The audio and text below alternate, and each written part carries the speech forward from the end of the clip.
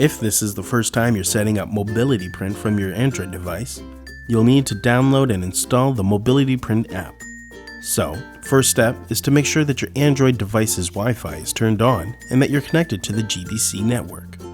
Now, install the Mobility Print app from Google Play Store.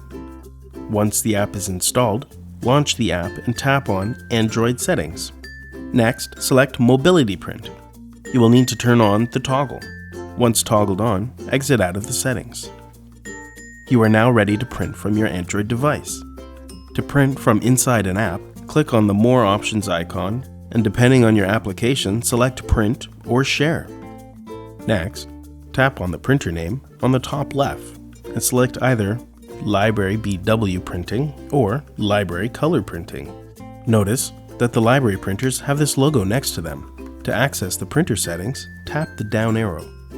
When ready, tap the printer icon, then enter your student number for username and StuView password for password, then tap Print. You can pick up your prints from any Library Learning Commons printer.